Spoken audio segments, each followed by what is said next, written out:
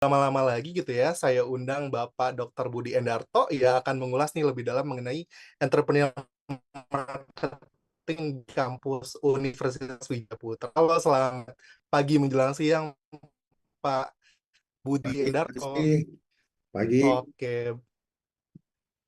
pagi Pak. Oke, mungkin kita persilakan kepada Pak Dr. Budi untuk present gitu ya, materi mengenai yang akan disampaikan kepada Sobat MI sekalian. Oke, terima kasih. Assalamualaikum warahmatullahi wabarakatuh. Selamat pagi semua. Terima kasih Mas Rizky Ini Ramadan, Pak Budi. Mas Raditya Tanu, dan Dr. Arif. Selamat pagi Pak. Selamat Salam ke Pak kenal. Budi. Oke, nah, ini terima kasih untuk Makpres yang sudah mengundang kedua kalinya saya. Saya harus menyampaikan sesuatu kembali nih. Baik, eh, Bapak, Ibu, saudara-saudara sekalian, mungkin ini ada satu hal yang perlu saya sampaikan. Sesuai dengan temanya, ini sangat menarik sekali, yakni creativity, innovation, entrepreneurship, dan leadership. Nah, sebelum ke arah sana, saya ingin menyampaikan, mungkin Mas Arief Faisal juga mengalami hal yang sama ya. Setelah pandemi, tahun 2022, 2023 kita memulai sesuatu yang baru lah. Nah, di sisi lain, ada beberapa gelombang, bahkan bisa dikatakan turbulensi, yang kita selama ini berorientasi pada jumlah mahasiswa, itu sangat terasa sekali, di mana agresivitas dari perguruan tinggi negeri misalnya, itu sangat sangat mengganggu kehidupan hampir seluruh perguruan tinggi ya. Iya. Ada beberapa pertemuan 80% perguruan tinggi yang ya menengah ke bawah, atau mahasiswanya di bawah 5.000, saya yakinkan bahwa pasti akan terasa sekali gitu. Ya, betul Pak. Jadi suatu suatu fenomena yang baru, makanya dalam beberapa diskusi mengadopsi apa mengadopsi situasi dikatakan VUCA itu ya.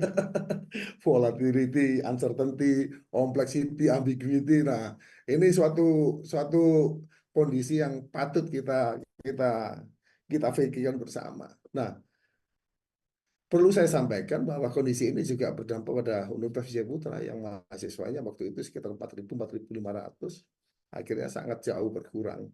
Di sisi lain kita juga dituntut bahwa bagaimana kita mempertahankan suatu capaian-capaian atau achievement yang selama ini kita kita raih ya. Salah satu contoh ya yang sangat terasa di samping penurunan jumlah mahasiswa baru itu adalah kualifikasi, atau Kemdikbudristek itu adalah klaster ya. Klaster penelitian dan pengabdian kita itu sangat menurun sekali. Di mana sebelum pandemi klaster kita itu di peringkat utama untuk pengabdian masyarakat, di baik sekali.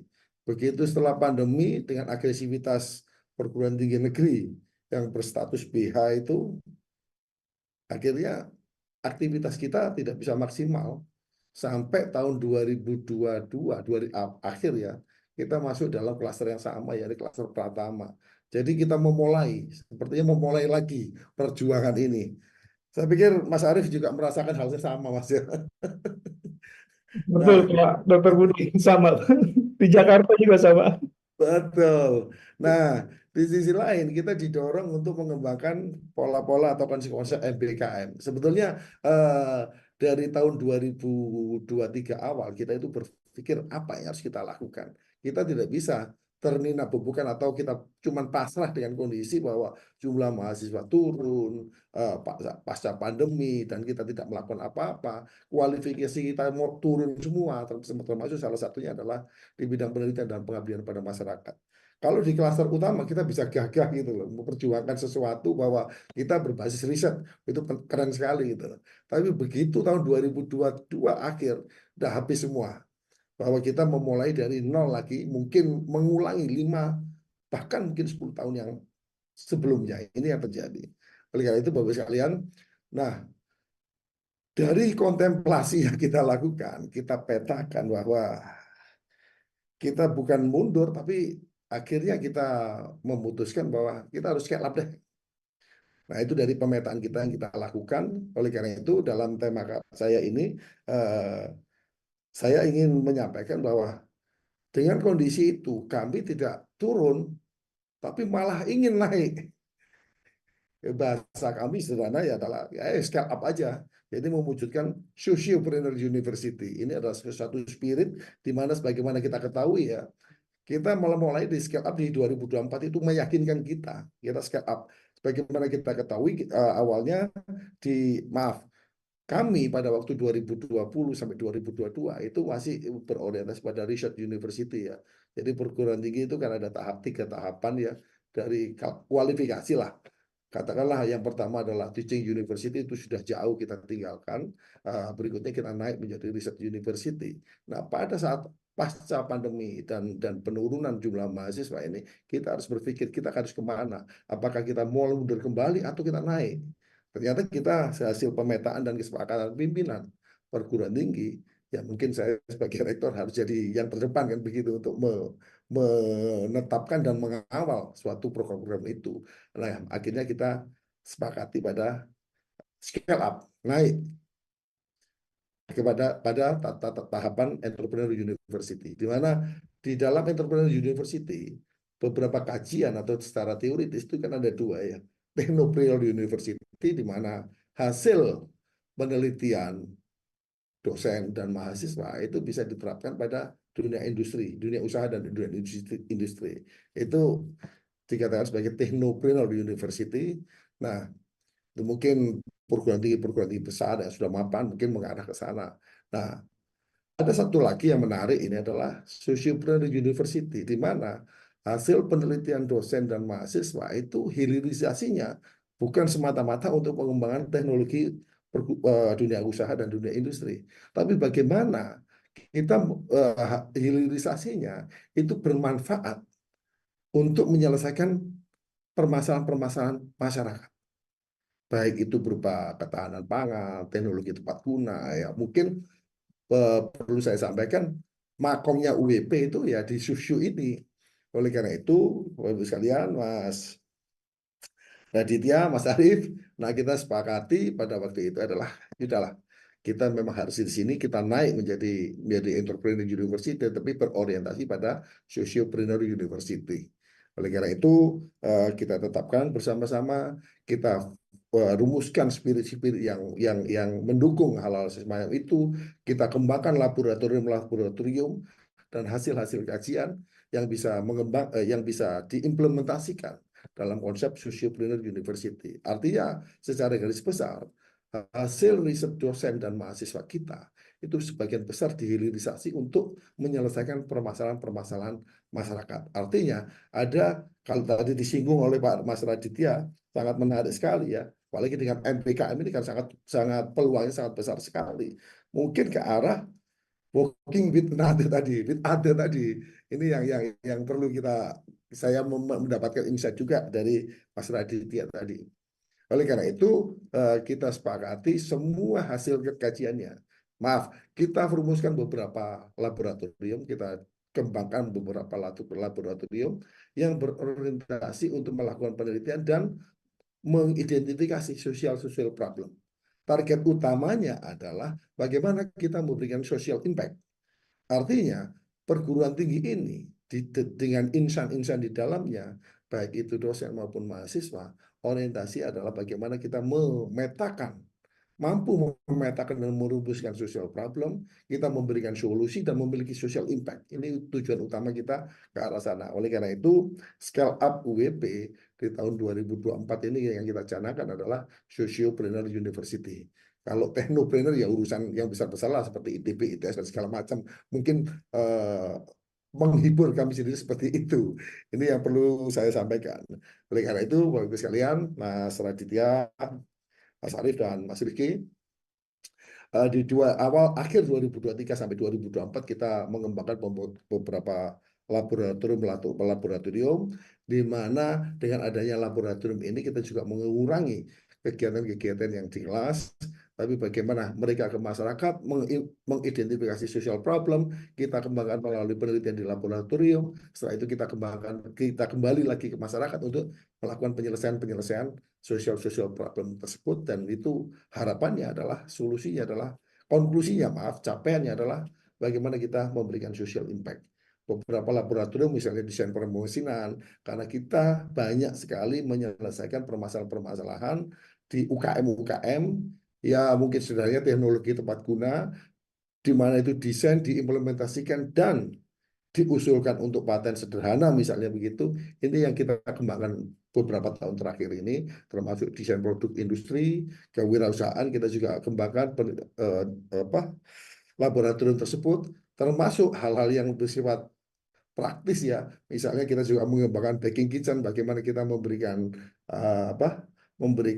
pelatihan kepada dosen, dan itu juga dikembangkan untuk masyarakat. Dan mungkin ini salah satunya adalah electric vehicle conversion. Nah, ini kita berhasil untuk mendidik beberapa lembaga pendidikan setingkat SLTA atau SMK untuk mengembangkan electric vehicle, dan kebetulan kami juga punya adik sekolah menengah keguruan di bidang teknik kendaraan ringan, sekarang juga sudah memiliki lisensi untuk sebagai bengkel konversi electric vehicle. Ini sangat menarik sekali, ini yang kita kembangkan, dan ke depan ini menjadi salah satu prioritas kemungkinannya.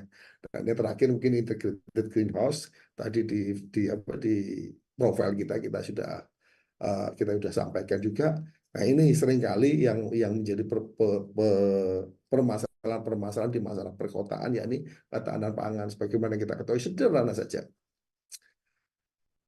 di masyarakat kita dengan masyarakat agraris, kondisi masyarakat agraris, terkadang kita juga banyak kelangkaan bahan pangan ya, seperti cabai, sayur, dan segala macam. Kenapa kita tidak menyelesaikan? Dan inilah kita kembangkan riset-riset di sini, mulai dari penentuan bibit sampai kenapa integrated itu? Karena di situ akan dikembangkan juga dalam proses pengembangan untuk menggunakan AI untuk pemantauan produk-produk sayur-sayuran seperti ini misalnya begitu. Ini yang ini kita kembangkan. Dan mungkin dari hasil-hasil itu terdapat skill-skill mahasiswa yang berorientasi pada penyelesaian social problem. Ini yang kita kembangkan. Karena apa? Kita punya prinsip bahwa bagaimana eksistensi lembaga ini harus bermanfaat untuk masyarakat. Oleh karena itu kita punya tagline Growth with Society, dan bagi insan-insan di dalamnya, termasuk antara lain dosen dan mahasiswa, kita punya prinsip yang sama, adalah sebaik-baiknya manusia itu adalah bermanfaat untuk manusia yang lain. Kita tidak mungkin lagi berdiri sebagai menara gading ya, di mana perguruan tinggi hasil karya-karyanya, hasil karya intelektualnya itu tidak bisa diimplementasikan pada masyarakat. Itu tidak mungkin lagi, apalagi dengan pengembangan NBKM itu sangat memberikan peluang bagi perguruan tinggi untuk berkreasi, berinovasi, baik untuk kepentingan mahasiswa dan kepentingan masyarakat. Menurut saya itu yang kita harus kita kembangkan. Dan satu catatan mungkin bisa saya sampaikan di sini, bahwa